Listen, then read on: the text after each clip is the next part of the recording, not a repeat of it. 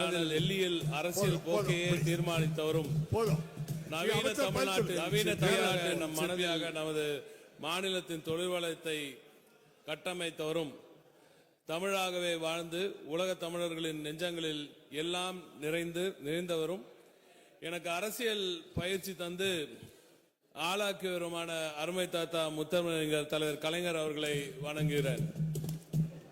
அந்த மாபெரும் தலைவரின் கொள்கை வாரிசாக திராவிட முன்னேற்ற கழகம் எனும் இந்த முக்கால் நூற்றாண்டு இயக்கத்தை இரும்பு கோட்டையாக கட்டிக்காக்கும் கழக தலைவர் இந்தியாவிலேயே வளர்ச்சி பெற்ற மாநிலமாக தமிழ்நாட்டை உயர்த்தி இருக்கும் திராவிட நாயகன், மாநில உரிமைகளின் காவலர், இந்திய ஜனநாயகத்தை காக்கும் சட்டப்போரின் தளபதி அன்றாடம் எங்களுக்கு ஆலோசனை வழங்கி ஒவ்வொரு நொடியும் அக்கறை செலுத்தி தன்னை போலவே ஓயாமல் உழைக்கின்ற பயிற்சியை அளித்து பொது வாழ்வில் ஏற்படும்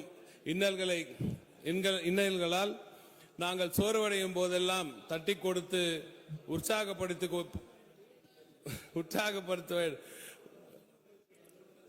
உட்காந்துங்களா இல்ல இங்க உற்சாகப்படுத்தி உயர்த்திவிடும் எங்கள் குடும்பத் தலைவர் மாண்புமிகு முதலமைச்சர் அவர்கள் என் வணக்கத்தை தெரிவித்துக் கொள்கிறேன். தமிழ்நாட்டில் எல்லாம் கொஞ்சம் லைவா பேரிட்டு இருக்கு, பார்த்துடுங்க எல்லாரும் கவனமா. தமிழ்நாட்டின் எதிர்கால நம்பிக்கையும் சொல்லை வில்லாக்கி கருத்துக்கணைகளை ஏவுவதில் தன் தாத்தாவை போலவும் எடுத்ததை முடித்து எதிரிகளின் சூழ்ச்சிகளை தவிடுபடியாக்குவதில் தன் தந்தையை போலவும் செயலாற்றி எனக்கு என்னாலும் வழிகாட்டுகின்ற மாண்புமிகு துணை முதலமைச்சர் அவர்களையும் வணங்குகிறேன். நீண்ட அரசியல் பயணத்தில் என் தந்தைக்கு அண்ணனாக இருந்து என் மீது அன்பு கொண்டு அரவணைக்கின்ற கழக பொதுச் செயலாளர், அவை முன்னவர் உள்ளிட்ட மாண்புமிகு அமைச்சர் பெருமக்கள் அனைவரையும் வணங்குகிறேன்.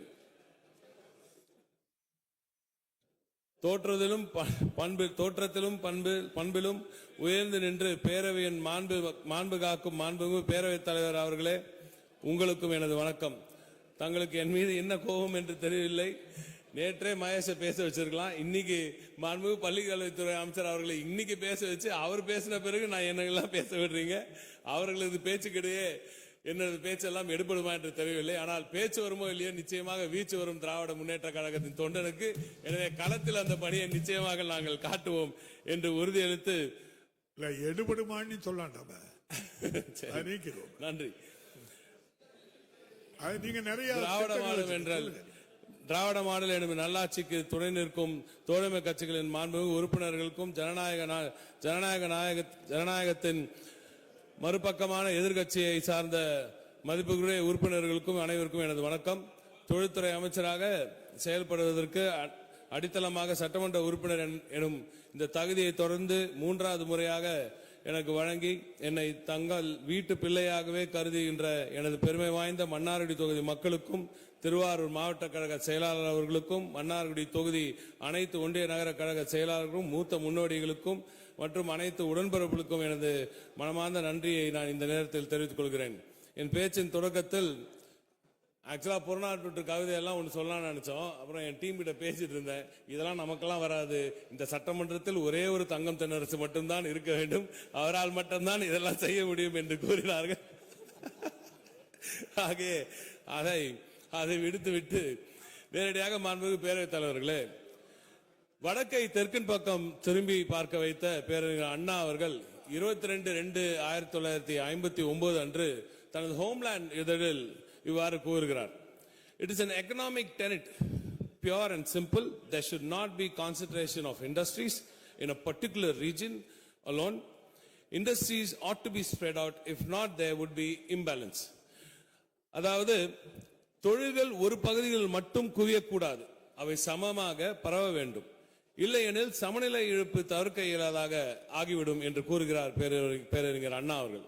மாண்புமிகு பேரவைத் தலைவர் அவர்களே, பேரறிஞர் அண்ணா அவர்களின் இந்த தொலைநோக்கு பார்வை அடிப்படையில் நவீன தமிழ்நாட்டை நடத்தும் திராவிட நாயகன் மாண்புமிகு தமிழ்நாடு முதலமைச்சர் அவர்களின் ஆட்சியில்தான் நம் தமிழ்நாடு பரவலாக்கப்பட்ட வளர்ச்சியை பெற்று நாட்டிலேயே தொழில் வளர்ச்சியிலும் தொழிலாளர் நலனிலும் முதன்மை மாநிலமாக வானுயர இன்று நிற்கிறது. மாண்புமிகு பேரவைத் தலைவர்களே, மற்ற மாநிலம் எல்லாம் தொழில் முனைவோர்களை மட்டுமே தேடி போவார்கள். ஆனால் நமது திராவிட நாயகன் அவர்கள் மட்டும்தான் இந்த முதலீட்டில் மூலம் எந்தெந்த பகுதிக்கு வளர்ச்சி கிடைக்கும், யார் யாருக்கு வேலைவாய்ப்பு கிடைக்கும், சமுதாயத்தில் யார் உயர்வார்கள், ஏற்றத்தாழ்வுகளை எப்படி இந்த முதலீடுகள் கலைக்கும் என்பதை எல்லாம் சிந்தித்து அவர் செயல்படுகிறார்.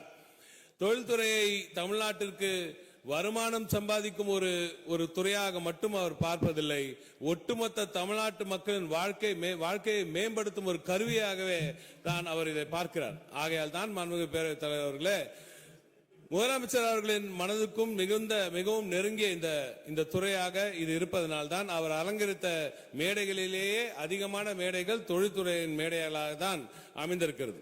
மாண்புமிகு பேரவைத் தலைவர்களே, கடந்த செப்டம்பர் மாதம் மாண்புமிகு முதலமைச்சர் அவர்கள் கைடன்ஸ் நிறுவனத்திற்கு வந்திருந்தார். அங்க ஒரு பெரிய போர்டுல ஒரு 10 லட்சம் கோடி ரூபாய் இலக்கை நாங்கள் எட்டிவிட்டோம் என்று நாங்கள் ஒரு பெருமையாக மார்த்தட்டி கொண்டிருந்தோம். ஒரு பெரிய ஒரு 15 அடி போர்டுல. அப்பொழுது ஒரு பேனாவை எடுத்த அவர் அங்க சிறிதாக 50 லட்சம் வேலை வாய்ப்புகள் நமது இலக்கு என்று ஒரு சிறிய ஒரு பேனால 15 சென்டிமீட்டர்ல எழுதிவிட்டு போனார் முதலமைச்சர் அவர்களே. இன்று அந்த 15 அடிக்கு பெரிதாக இருக்கும் அந்த 10 லட்சம் கோடி ரூபாய் இலக்கு எங்களுக்கு பெரிதாக தெரியவில்லை. அந்த 15 சென்டிமீட்டர்ல எங்க முதலமைச்சர் அவர்கள் எழுதிவிட்டு போயிருக்க அந்த 50 லட்சம் பேருக்கு வேலை வாய்ப்பை உறுதி செய்ய வேண்டிய கடமையை நோக்கி இந்த துறை செயல்பட்டு கொண்டிருக்கிறது. ஆகவேதான் அதுவே இந்த துறையில் இலக்காக மாறியுள்ளது.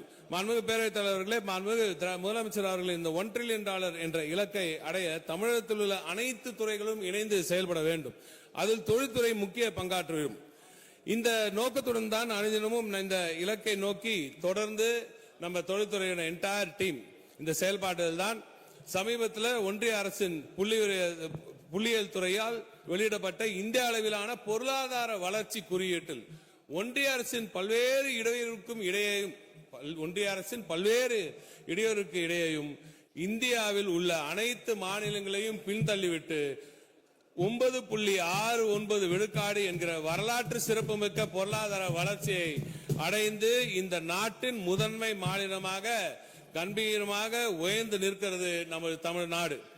மாண்புமிகு பேரவைத் தலைவர்களே, திராவிட மாடல் ஆட்சியில் இந்த 4 ஆண்டுகால தொழில்துறை சாதனைகள் எனது அருமை அண்ணன் மாண்புமிகு நிதி அமைச்சர் இந்த தொழில்துறையின் 4 ஆண்டு சாதனைகளில் எனது அருமை அண்ணன் நிதி அமைச்சர் அவர்கள் தங்கம் தென்னரசு அவர்கள் மகத்தான அடித்தளமிட்டு எனக்கு தந்தார்.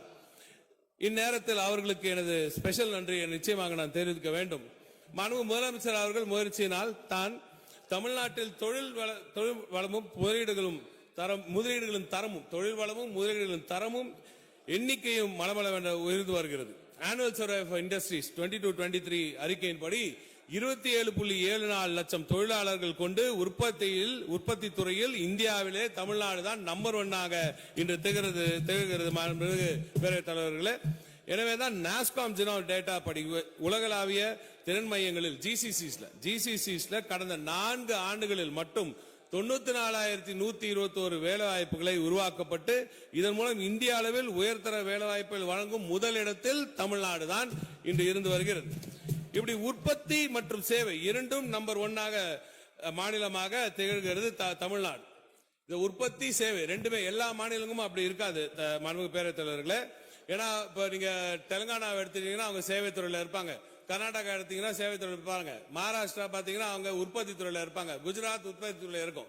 ஆனா உற்பத்தியும் சேவையும் இரண்டையும் சரிசமமாக செய்வது தமிழ்நாடு தான். எனவேதான் இதைத்தான் கொலம்பியா, ஏல், ஜான் ஹாப்கின்ஸ் போன்ற உலக புகழ்பெற்ற பல்கலைக்கழகங்களில் அரசியல் மற்றும் சமூகவியல் துறைகளில் பேராசிரியராக இருக்கும் திரு கிறிஸ்டோபர் ஜாஃப்லாட் அவர்கள் சமீபத்திய வயர் இன்டர்வியூ ஊடகத்துக்கு ஒரு இன்டர்வியூவில் it is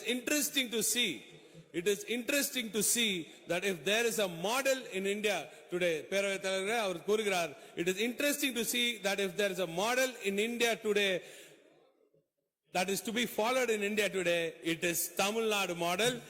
Here is a state that almost eradicated poverty, industrialized at a high pace, and where services are taking over from industry. பொருளாதார வளர்ச்சியில் இன்று இந்தியாவிற்காக ஒரு மாடல் இருக்க வேண்டும் என்றால் அது தமிழ்நாடு மாடலாகத்தான் இருக்க வேண்டும் என்று இந்த நிபுணர் கூறுகிறார் என்றால் அதுதான் இந்த திராவிட மாடல் ஆட்சிக்கு நமது மாண்புமிகு திராவிட நாயகன் அவர்களின் உழைப்புக்கு கிடைத்த ஒரு மிகப்பெரிய சான்றாகும். சேவை மற்றும் உற்பத்தி இரண்டிலுமே தொழில்துறை மிகப்பெரிய பாய்ச்சலோடு பாய்ந்து வருகிறது. மாண்புமிகு பேரவைத் தலைவர்களே, உலகமே வியந்து பார்க்கும் இந்த வளர்ச்சி எப்படி கிடைத்தது என்று நாம் பார்க்க வேண்டும். கடந்த 16-21 ஆண்டு இருந்த அந்த 5 ஆண்டுகளில் இருந்த அந்த நெகட்டிவ் சென்டிமெண்ட்ஸ் எல்லாம் உங்களுக்கு நன்றாக தெரியும். நான் கவர்னன்ஸ் மட்டுமே சொல்லல, கோவிட் கூட இருந்துச்சு, அதையும் நான் ஒத்துக்கிறேன். கோவிட் சேர்ந்த அந்த நெகட்டிவ் சென்டிமெண்ட்ஸ் எல்லாம் நீக்கி அதை பாசிட்டிவாக மாற்பதற்கு ஒரு மிகப்பெரிய ஒரு வேலை, அதை பாசிட்டிவாக உருவாக்கி ஒரு பீனிக்ஸ் பறவை போல் தமிழ்நாட்டை மீண்டெழச் செய்திருக்கிறார் நமது திராவிட நாயகன் மாண்புமிகு முதலமைச்சர் அவர்கள். முதலில் தமிழகத்தில் ஒரு நிலையான உறுதியான ஆட்சி அமைந்தது. மாண்புமிகு முதலமைச்சர் அவர்களின் திறன் மீது முதலீட்டாளர்களுக்கு மிகப்பெரிய நம்பிக்கை வந்தது. அதே போல ஆட்சி அமைந்தவுடன் மாண்புமிகு முதலமைச்சர் அவர்களின் கொள்கைகளை புரிந்து கொண்ட உலக முதலீட்டாளர்கள் மனதில் தமிழகத்தின் மீதான அந்த அவர்களின் பார்வை சாதமாக மாறியது. ஏன்னா முன்னாடி ரொம்ப ஒரு அன்செட்டிலிங் டைம்ஸ். அப்போ முதலீட்டாளர்களுக்கு தமிழகத்தின் மீது மீண்டும் நம்பிக்கை பிறந்தது. முதலீட்டாளராக உலகத்தின் சிறந்த முதல் கட்டமாக உலகத்தின் சிறந்த வல்லுநர்களை கொண்ட ஒரு பொருளாதார ஆலோசனை குழுவையும் முதலமைச்சர் அவர்கள் அமைத்தார். பல்வேறு முதலீட்டாளர்கள் சந்திப்புகளை நடத்தி பணிகளை முடுக்கிவிட்டார். 2021-23 ஆண்டு ஆகிய இந்த 3 வருடங்களில் 5 மினி இன்வெஸ்ட்மெண்ட் கான்க்ளேவ்களை நடத்தினார் மாண்புமிகு முதலமைச்சர் அவர்கள். இப்படி 23 ஆண்டு வரை 2,97,000 கோடி ரூபாய்க்கான முதலீடுகளை ஆட்சி பொறுப்பேற்ற 2.5 ஆண்டுகளை ஈர்த்தார் நமது திராவிட நாயகன் அவர்கள். மாண்புமிகு பேரவைத் தலைவர்களே, முதன்முறையாக அருமையண்ணன் திரு தங்கம் தென்னரசு அவர்கள் அப்பொழுதுதான் டாவோஸுக்கு அனுப்பி வைத்தார் மாண்புமிகு முதலமைச்சர் அவர்கள். இப்ப அந்த டாவோஸ் பத்தி பேசும்போது ஒரு சில விஷயங்கள் மட்டும் இங்க தெரிவிக்க விரும்புகிறேன். டாவோஸுக்கு சென்றீங்க, அங்க என்ன ஆச்சு, ஏன் அங்க இருந்து முதலீடுகள் வரல, மகாராஷ்டிராவுக்கு போச்சு, தெலுங்கானாவுக்கு போச்சு எல்லாம் சொன்னீங்க. மகாராஷ்டிரா எப்படிப்பட்ட முதலீடுகளை ஈர்த்துச்சு, டாவோஸ்னா இன்ன என்று தெரியாதவர்கள் பேசும் பேச்சு இது.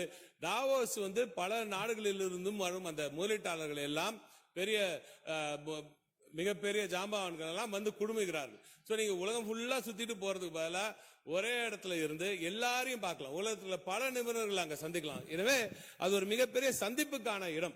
எனவேதான் எந்த காலத்திலும் நம்ம டாவோஸ்ல எம்ஓ எல்லாம் போட்டதில்ல. ஒருத்தரை சந்திச்சு 3 மணி நேரத்துல எல்லாம் எம்ஓ எல்லாம் போட முடியாது. அதெல்லாம் போலியான எம்ஓ தான் இருக்கும். அது எந்த விதத்திலும் அது மாறாது, இன்வெஸ்ட்மெண்டா மாறாது. ஆகையால் தான் ஒரிஜினல் டாவோஸ் மேன் என்று கூறுகிறார்கள் நமது சந்திரபாபு நாயுடு அவர்களை, மாண்புமிகு ஆந்திராவின் முதலமைச்சர் அவர்கள். அவரும் இன்று வரை அங்க டாவோஸ்ல எம்ஓவே போட மாட்டார். ஏன்னா அவருக்கு தெரியும் டாவோஸ்னா என்ன, அங்க என்ன வரும்ன்றதெல்லாம் தெரியும். நீங்க சொல்லலாம் மகாராஷ்டிரால போட்டாங்க, மகாராஷ்டிரால யார் கூட போட்டாங்கன்னா அவங்க மகாராஷ்டிரா முதலமைச்சர் அங்க போகிறார், டாவோஸுக்கு போகிறார்.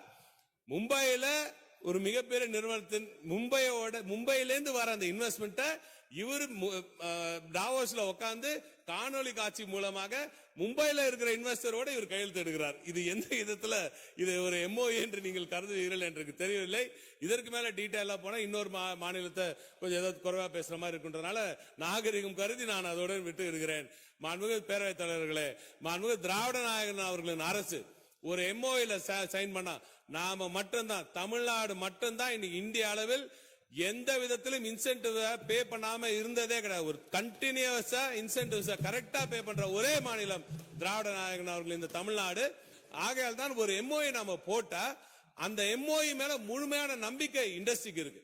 ஒரு எம்ஓஏ போட்டா தமிழ்நாடோட போட்டா ஜாப்பனீஸ் காரங்களோட போட்ட மாதிரிடா அப்படின்ற ஒரு நம்பிக்கை இந்த தமிழ்நாட்டின் மீது தான் இருக்கு. ஆகையால் தான் தமிழ்நாட்டுக்கு வரும் அனைத்து இன்வெஸ்ட்மெண்ட்ஸும் அந்த முதலீட்டாளர்கள் அனைவரும் முதலில் கட்டும் கதவு நம்ம மாண்புமிகு திராவிட நாயகன் அவர்கள் கதவாக இருக்கிறது. நாம பார்க்கிறோம் இன்வெஸ்ட்மெண்ட் வரும்போது எங்க போகுது, இந்த இன்வெஸ்ட்மெண்ட்னால எங்க இருந்து யார் யாருக்கு என்னென்ன வளர்ச்சி கிட்டும், எந்த பகுதியை நம்ம அடுத்த வளர்ச்சி தேடி தேடி கொண்டு போய் சேர்க்கலாம் அப்படின்றதெல்லாம் நான் அடுத்து இன்னும் டீட்டெயிலா கூட சொல்றேன்.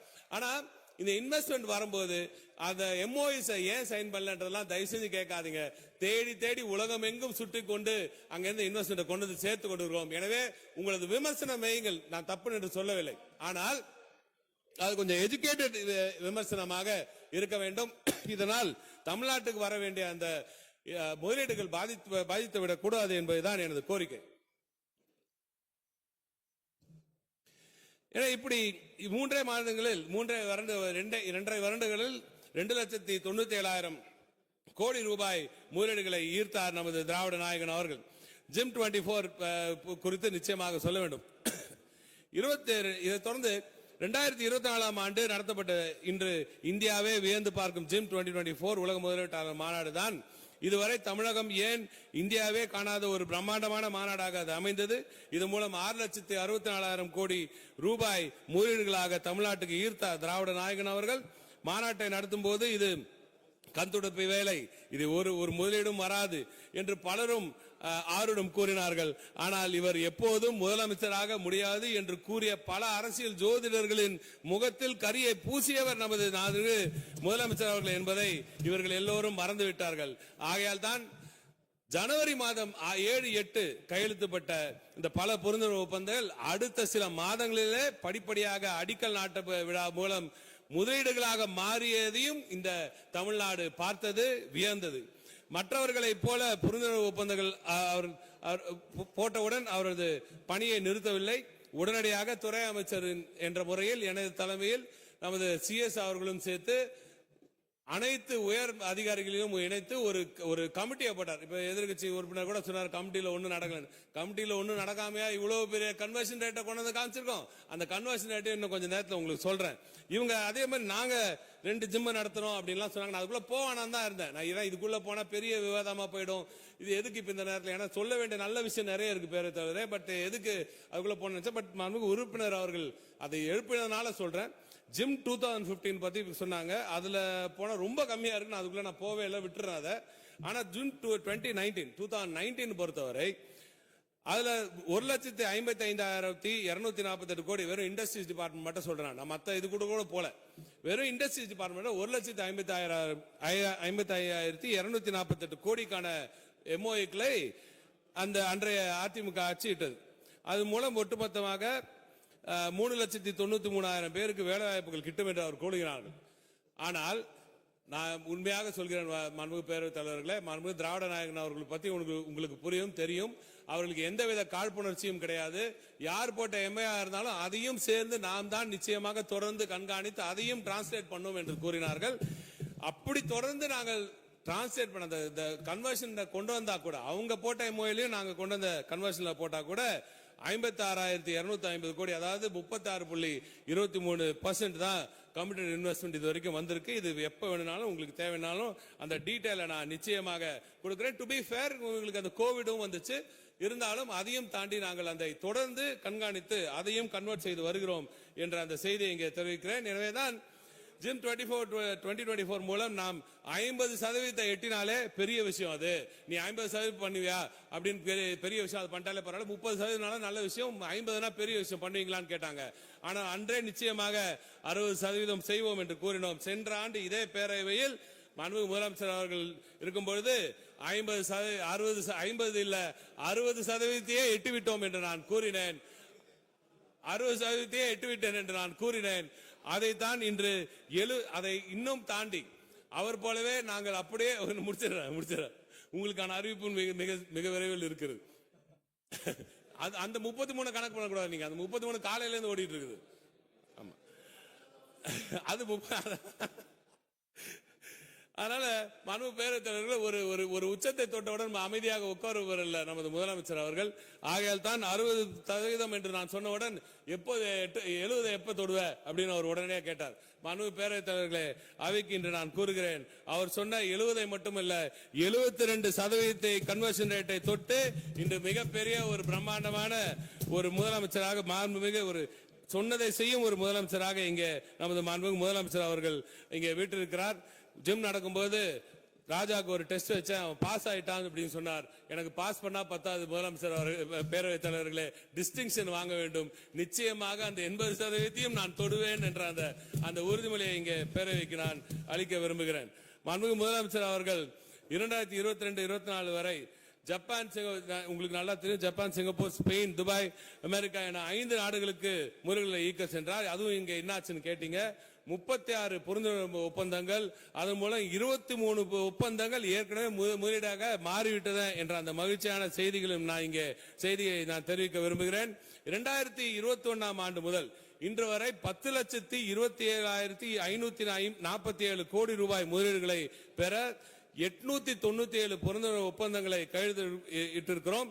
இவற்றில் இப்பொழுது முதலீடு உறுதி செய்யப்பட்டு பணிகள் துவங்கப்பட்டு ஒரு சில இடங்கள் உற்பத்தியே துவங்கப்பட்ட புரிந்துணர்வு ஒப்பந்தங்களின் எண்ணிக்கை 722 என்ற அந்த மகிழ்ச்சியான செய்தியை இங்கே பேரவைத் தலைவர்கள் வாயிலாக அவைக்கு தெரிவித்துக் கொள்கிறேன். இது வந்து MOUs ஒன்லி பர்சனல் கால்குலேஷன்லாம் இல்ல, நான் MOUs மட்டுமே சொல்றேன் உங்களுக்கு. அதுலயே இந்த அளவுக்கு நல்ல நம்பர்ஸ் தான் இருக்கு. மாண்புமிகு பேரவைத் தலைவர்களே, இந்தியாவில் உள்ள பல மாநிலங்களில் ஏதாவது ஒரு துறையில் தான், நான் சொன்ன மாதிரி ஏதாவது ஒரு துறையில தான் இருப்போம். ஆனா நம்ம மட்டும்தான் அனைத்து துறைகளிலும், நம்ம டெக்ஸ்டைலும் சரி, ஆட்டோமொபைலும் சரி, லெதர் சரி, எதை எடுத்தாலும் அதில் நம்பர் 1 திகழும் ஒரு சூப்பர் கிங்காக நமது திராவிட நாயகர்கள் ஆட்சி இங்கே திகழ்ந்து வருகிறது. மின்னணு உற்பத்தியில் ஏற்கனவே உறுப்பினர் அவர்களும் ஒருத்தர் கேட்டார், மின்னணு உற்பத்தியில் எலக்ட்ரானிக்ஸ் முன்னணி ஏற்றுமதியில் எக்ஸ்போர்ட்ஸ்ல மின்னணு ஏற்றுமதியில 2021ஆம் ஆண்டு $1.66 பில்லியன் என்ற கணக்கில் நாம் இருந்தோம். $1.66 பில்லியன் இருந்தோம். இன்று 2022ல 1.86, 2023ல 5.37, இன்று 2024ல 9.56. ஆனால் இன்று 9 மடங்கு, ஏறத்தாழ 9 மடங்கு உயர்ந்து $14.65 பில்லியன் இன்று நமது எக்ஸ்போர்ட்ஸ் உயர்ந்து இந்தியாவின் 41.23% திராவிட மாடல் அரசின் இந்த தமிழ்நாட்டில் இருந்துதான் ஏற்றுமதி ஆகிறது. மாண்புமிகு பேரவைத் தலைவர்களே, ஆகையாதான் இந்திய அளவில் உற்பத்தி செய்யப்படும் நம்ம பல உற்பத்திகளை பல ப்ராடக்ட்ஸ்ல நாம தான் முதல்ல இருக்கோம். இன்ஃபேக்ட் தோல் அல்லாத காலணிகள் உற்பத்தியிலும் 38% இருக்கும். எதை எடுத்தாலும் நம்பர் சொன்னா நம்ம ஒரு 15%, மீதி இருக்கவங்க எல்லாம் 8%, 10% இருக்காது. நாம எப்பவுமே அந்த 38, 40, 41 இப்படிதான் இருக்கும். அப்படி மகத்தான வளர்ச்சியை கண்டிருக்கிறது இன்று திராவிட நாயகன் அவர்களின் தமிழ்நாடு. இந்த வகையில் ஜவுளித்துறையில் ஜவுளித்துறையிலும் வாகன உதிரி பாகங்களும் தோல் பொருட்கள், இயந்திரங்கள் மற்றும் உபகரணங்கள் என பல்வேறு துறைகளில் தமிழ்நாடு தான் முதலில் இருக்கு. ஆனா நம்ம தொடாதது, அண்ணன் கூட பேசினாங்க, லைஃப் சயின்சஸும் ப்ளூ எக்கானமி. மிகப்பெரிய கடற்கரை இருக்கு நமக்கு பேரவைத் தலைவர்களே. ஆனா அதை முழுமையாக நம்ம இன்னும் பயன்படுத்தவில்லையோ என்ற ஒரு ஏக்கம் இருந்து வருகிறது. அதனாலதான் மாண்புமிகு திராவிட நாயகன் அவர்கள் லைஃப் சயின்சஸ்லயும், அதாவது ஃபார்மா இண்டஸ்ட்ரி, லைஃப் சயின்சஸ்லயும் நீங்க பெரிய விஷயத்துல நீங்க பெரிய ஒரு முன்னெடுப்பை எடுக்க வேண்டும் அவர் கூறினார். ஆகையால் தான் நாம் இப்போ ஒரு life sciences park, bioscience park உருவாக்கப்படும் என்று பட்ஜெட்டில் அறிவித்திருக்கிறோம். அதை தாண்டி பயோசிமிலர்ஸ்ல வெகு விரைவில் மிகப்பெரிய உச்சத்தை தமிழ்நாடு நிச்சயமாக பெறும். தெலுங்கானாவிடமிருந்து அந்த முதலீடுகளை ஈர்ப்போம் என்றல்ல, ஆனா தெலுங்கானா உலகத்தில் எங்கேருந்து வந்தாலும் நிச்சயமாக தெலுங்கானாவிட அதிக ஒரு வளர்ச்சியை தமிழ்நாடு காணும் காலம் ரொம்ப தூரம் இல்லை. வெகு விரைவில் TN marine transport manufacturing policy, அதாவது ஷிப் பில்டிங் ஒரு மிகப்பெரிய ஒரு தொழில் உங்களுக்கு நல்லாக தெரியும். அதன் மூலம் பலாயிரக்கணக்கான கோடி ரூபாய் முதலீடுகளை ஈர்க்க முடியும். மிகப்பெரிய எக்கானமி, மிகப்பெரிய வேலை வாய்ப்புக்கான வாய்ப்பு அங்கே இருக்கிறது. தமிழ்நாட்டில் அனைத்து பக்கத்திலும் பரவலாக்கப்பட்ட வளர்ச்சி கிடைக்கும் வேண்டும் என்றால் நமது கிராமப்புறங்களும் மிகப்பெரிய வளர்ச்சியை காண வேண்டும். ஆனால் தான் நீர்காலமாக தென் தமிழகத்துக்கு அதே போல ஆகையால் தான் இந்த கிராமப்புறங்களுக்கு தேடி சொன்னோம். சமீபத்தில் ஜெயங்கொண்டத்துக்கும் கொண்டு போய் ஒரு மிகப்பெரிய காலனி தொழிற்சாலையை அங்கு அமைத்து மிகப்பெரிய வேலை வாய்ப்பை மாண்புமிகு திராவிட நாயகன் அவர்கள் உறுதி செய்தார். நீண்ட காலமாக தென் தமிழகத்திற்கு எந்த ஒரு தொழிற்சாலைகளும் இல்லை என்ற ஒரு சொல்லப்பட்டு வந்தது. ஆகையால் தான் வின்பாஸ்ட் என்ற ஒரு வின்பாஸ்ட் போன்ற மிகப்பெரிய நிறுவனங்களை எல்லாம் அங்கு கொண்டு போய் சேர்த்து 4 ஆண்களில் பேரவைத்தவர்களே, தென் தமிழகத்துக்கு வந்த முதலீடுகள் மட்டும் 30.32% முதலீடுகளை இங்க நம்ம தமிழ்நாட்டுக்கு வந்த முதலீடுகள்ல 30.32% முதலீடுகள் தென் தமிழகத்துக்கு மட்டுமே கொண்டு போய் சேர்த்த பெருமை திராவிட நாயகன் அவர்களே சாரும்.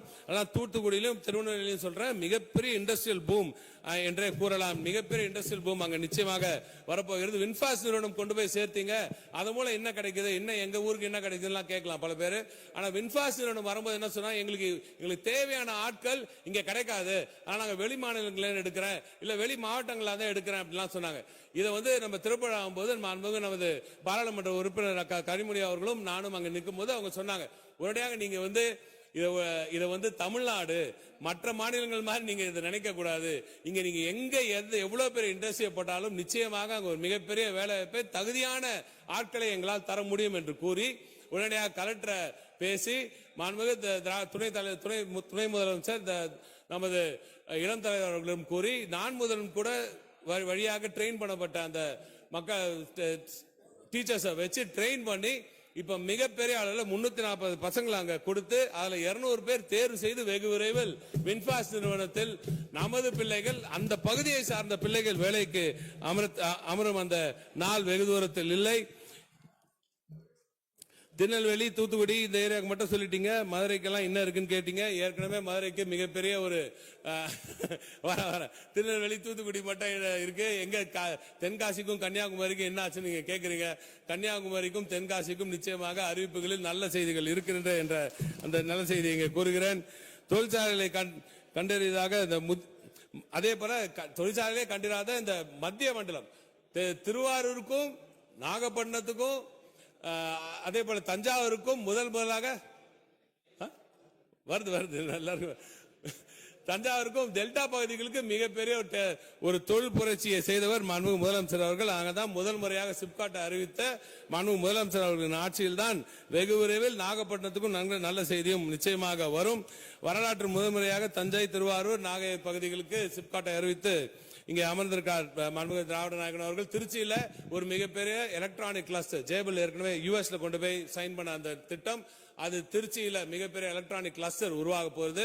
நம்ம புதுக்கோட்டைக்கு என்ன வருதுன்னு கேட்டாங்க. திருச்சியில இருந்து அந்த ஓவர்ஃப்ளோ நிச்சயமாக புதுக்கோட்டைக்கு இருக்கு. புதுக்கோட்டையில புதிய ஒரு சிப்காட்டையும் இங்கே நாம் அறிவித்திருக்கிறோம் என்ற செய்தியை இங்கே கூறி, கோவையை பொறுத்தவரைக்கும் ஏற்கனவே நான் சொல்லியிருக்கிறேன். எஸ் நிறுவனம் அங்கே வந்து ஒரு மிகப்பெரிய ஒரு தொழிற்பேட்டையை உருவாக்கி எஸ் நிறுவனம் இந்தியாவிலே முதல் முறையாக செமிகண்டக்டர் எக்யூப்மெண்ட் மேனுபேக்சர்ல முதல் எக்யூப்மெண்ட்ல மேனுபேக்சர் பண்ணி வெளியில் அனுப்பிச்ச ஒரு நிறுவனம் தமிழ்நாட்டில் தான் இருக்கிறது. அந்த நிறுவனத்தையும் அமெரிக்காவுக்கு சென்று கொண்டு வந்து சேர்த்த பெருமை திராவிட நாயகன் அவர்களே சாரும். சிப்காட் பூங்காக்களை பொறுத்தவரை ஒரு சில விஷயங்கள் மட்டும் வச்சு முடிச்சிடுறேன். சிப்காட் பூங்காக்களை பொறுத்தவரை தொடர்ந்து வந்து இந்த விளைநிலங்களை எடுக்கிறீங்க என்ற ஒரு பொய்யான ஒரு தகவல், ஒரு உண்மைக்கு புறமான ஒரு தகவல் பரவி வருகிறது. சிப்காட் பொறுத்தவரை 48,926 ஏக்கர் நிலப்பரப்புகளில் நாங்கள் நிலங்களை எடுத்திருக்கிறோம். அவற்றில் வெறும் 468 ஏக்கர் மட்டும்தான் நஞ்சை நிலம். அதாவது 0.96% மட்டும்தான் நஞ்சை நிலம். அதையும் வந்து தரிசு நிலத்திலிருந்து இன்னொரு இடத்துக்கு போறதுக்கு அந்த வழித்தடம் இல்லாத காரணத்தினால ரொம்ப கஷ்டப்படுற, வேற வழி இல்லை என்ற மட்டும்தான் சின்ன அளவுக்கு இதை எடுத்திருக்கோம். எனவே 1% கீழே தான் நஞ்சை நிலம் எடுக்கப்படுகிறது என்ற அந்த செய்தியை இங்கே தெரிவித்துக் கொள்கிறேன். இறுதியாக நமது தொழிலாளர்கள் நலனின் மிகப்பெரிய ஒரு நம்பிக்கை வைத்து அவர்களின் நலனுக்கு மிகப்பெரிய வேலைகளை நம்ம மாண்புமிகு திராவிட நாயகன் அவர்கள் செய்து வருகிறார். அதனால்தான் டாடாவோட சேர்ந்து விடியல் ஹவுசிங் 6,500 படுக்கைகள் கொண்ட விடியல் ஹவுசிங் அங்கேயும் கோவையிலும் இங்க நம்ம ஒசூரிலும் இங்க 25,000 படுக்கைகள் கொண்ட ஒரு இங்க 18,000 படுக்கைகள் கொண்ட ஒரு ஹவுசிங் யூனிட் வந்து இங்க ஃபாக்ஸ்கானுக்காக சென்னையிலும் செய்து வருகிறோம். இப்படி தோழி விடுதிகள் என்று பல்வேறு இடத்தில் பல திட்டங்களை கொண்டு சேர்த்திருக்கிறார். இங்க இந்த தோழி விடுதிகள் இந்த மாதிரி விடுதிகள்லாம் கட்டலாம் மற்ற ஏரியால இருந்து வந்து சென்னைக்கோ இல்ல மிகப்பெரிய இண்டஸ்ட்ரியல் ஏரியாக்கோ மக்கள் வருவதனால தான். எனவே இதை வந்து தவிர்க்கணும், அவங்க இருக்கிற இடத்துக்கே நம்ம திட்டங்களை கொண்டு போய் சேர்க்கணும் என்ற நோக்கத்துடன் கொண்டு வரப்பட்டதுதான் டைடல் நியோ பார்க். அப்படி கொண்டு வரப்பட்ட அந்த டைடல் நியோ பார்க்க இன்று 10 இடங்களில் அறிவித்து 4 இடங்களில் கட்டி முழுமையாக ஃபுல்லாக இருக்கிறது. இன்னும் 3 இடங்கள், இன்னும் 6 இடங்களில் கட்டுமான பணிகள் நடைபெற்றுக் கொண்டிருக்கின்றன. டிக், டான்சால், டான்சம், டிஎன்பிஎல் உள்ளிட்ட அனைத்து துறைகளும் மிக சிறப்பாக பீடு நடை போட்டு இன்று டிக்ல பாத்தீங்கன்னா ஏறத்தாழ 850 கோடி மட்டும்தான் முந்தைய ஆட்சி காலத்துல நம்ம வந்து கொடுத்துட்டு இருந்தோம். ஆனா இப்போ இரட்டிப்பாக்கி 1,630 ரூபாய் வரைக்கும் கடனை நாம் கொடுத்து கொண்டு இருக்கிறோம். டிஎன்பிஎல் பொறுத்தவரை மகிழ்ச்சியான செய்தி சொன்னால் நீண்ட ஆண்டுகளாக பணி நிரந்தரம் செய்யப்படாதவர்களுக்கும் 588 பேருக்கு ஒரே கையெழுத்துல உடனடியாக செய்து கொடுத்தார் மாண்புமிகு திராவிட நாயகன் அவர்கள். எனவே இப்படி பல திட்டங்கள் டான்சமை பொறுத்த வரைக்கும் இன்னும் சரியான விலையில் சிமெண்ட் கிடைப்பதை உறுதி செய்து தொடர்ந்து சரியான தரமான சிமெண்டை டான்சம் கொடுத்து வருகிறது.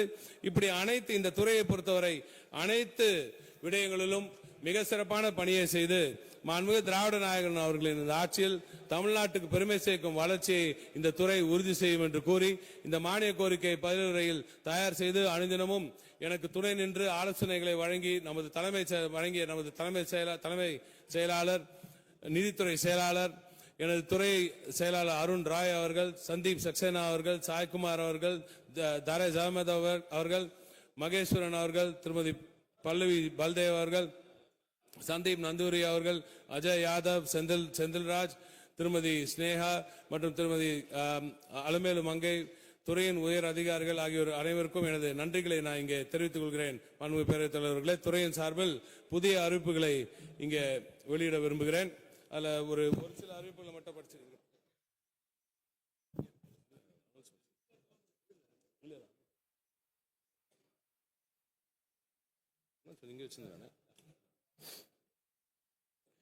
மாண்புமிகு பேரவைத் தலைவர்களே,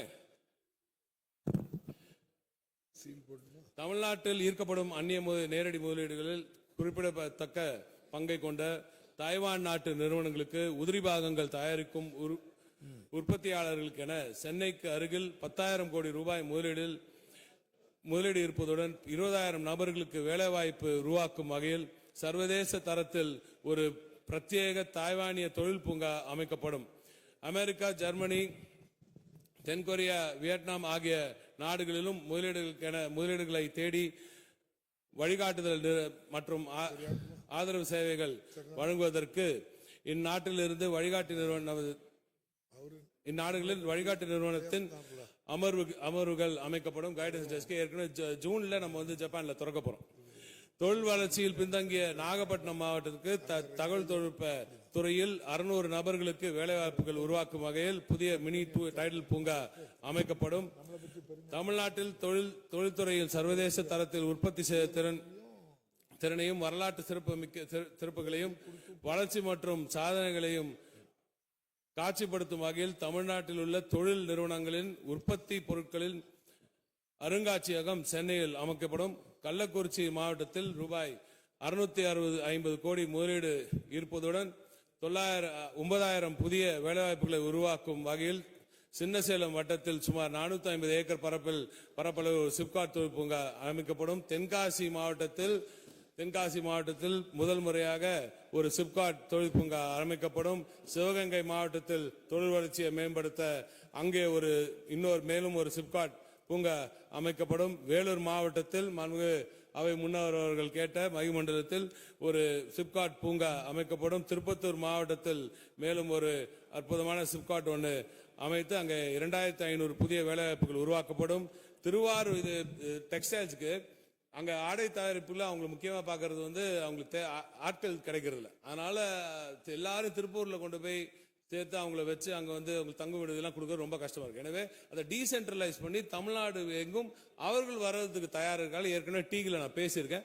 டீல பேசி அவர்களோட முடிவுபட்ட ஒரு விஷயம், திருவாரூர், நாகப்பட்டினம், சிவகங்கை, ராமநாதபுரம் மற்றும் தூத்துக்குடி மாவட்டங்களில் முதல் கட்டமாக ஜவுளி மற்றும் ஆடை தயாரிக்கும் தொழில் மையங்களாக உருவாக்கும் விதமாக ஜவுளி தொழில் கூட்டமைப்புகளுடன் இணைந்து இம்மாவட்டங்களில் சிப்காட் டெக்ஸ் பார்க் என்று புதிய நியோ டைடல் நியோ மாதிரி சிறிய சிப்காட்டுகள், அதுவும் டெக்ஸ் பார்க் மட்டுமே, வெறும் ஆடை தயாரிப்புக்கு மட்டுமே இதை செய்யப்படும். இது பிளக் அண்ட் பிளே ஃபெசிலிட்டி உருவாக்கப்படும். திருவள்ளூர் மாவட்டம் கும்மிடிப்பூண்டி மாநல்லூர் மற்றும் தேர்வாய் கண்டிகை சிப்காட் தொழில் பூங்காக்களில் ஒரு TTRO பிளான் 380 கோடி ரூபாய்க்கு அமைக்கப்படும். இது தண்ணீரை சேமிப்பும் ஒரு மிகப்பெரிய நல்ல திட்டம். நன்றி. தொழிலாளர்களின் நலனை பேணும் விதமாக காஞ்சிபுரம் மாவட்டத்தில் பிள்ளைப்பாக்கம், மொரகடம் மற்றும் வல்லமடகால் தொழில் பூங்காக்களில் பணிபுரியும் தொழிலாளர்களின் தங்குமிட தேவைகள் பூர்த்தி செய்யும் வகையில் 120 கோடி ரூபாய் மதிப்பீட்டில் 2,000 படுக்கைகள் கொண்ட ஒரு கட்டிடம் கட்டப்படும். டிக் நிறுவனத்தில் காலக்கடன்களுக்கு பெறப்பட்டு வரும் 5,000 முதல் 10 லட்சம் வரையிலான ஆய்வு கட்டணம் இந்நிதியிலிருந்து முழுமையாக தள்ளுபடி செய்யப்படும். தமிழ்நாடு வேர்ஹவுசிங் பாலிசி ஒன்று வெளியிடப்படும். கடல்சார் உணவுப் பொருட்கள் பதப்படுத்தும் கொள்கை, சீஃபுட் வேல்யூ அடிஷனுக்காக இந்த ப்ளூ எக்கானமில ஒரு மிகப்பெரிய பங்காக இதை பார்க்கிறோம். சீஃபுட் வேல்யூ அடிஷன் அந்த கொள்கை வெளியிடப்படும். இதை தொடர்ந்து தஞ்சாவூர் மாவட்டத்தில் அதன் சுற்று வட்டாரத்திலும் உள்ள மீனவர்களின் வாழ்வாதாரத்தை மேம்படுத்தவும் தஞ்சாவூர் மாவட்டம் பட்டுக்கோட்டை வட்டம் ராஜாமணத்தில் சுமார் 100 ஏக்கரில் கடல்சார் உணவுப் பொருட்கள் பதப்படுத்துதல் மற்றும் ஏற்றுமதி பூங்கா ஒன்று அமைக்கப்படும். இதனால் 200 கோடி ரூபாய் முதலீடுகள் ஈர்த்து 2000 நபர்களுக்கு அங்கே வேலைவாய்ப்புகள் வழங்கப்படும். உலகத்தில் உள்ள முதலீட்டாளர்கள் தங்கள் இடத்திலேயே இருந்து தமிழகத்தில் இந்த முதலீடுகளை அந்த முதலீடுகளை எப்படியெல்லாம் செய்யலாம் என்று பார்க்கறதுக்கு வர்ச்சுவல் வாக் த்ரூ ஒன்று செஞ்சிருக்கோம். இப்படி பல இன்னும் ஒரு 4-5 அறிவிப்புகள் இருக்குது. இதையெல்லாம் நான் படித்ததாக நீங்கள் எடுத்துக்கொள்ள வேண்டும். பேரவைத் தலைவர்களே,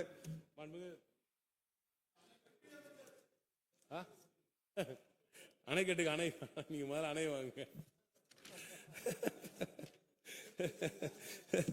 மாண்புமிகு பேரவைத் தலைவர்களே, துறையின் சார்பில் புதிய அறிவிப்புகள் எல்லாம் நீங்க வெளியிட்டு இருக்கிறேன்.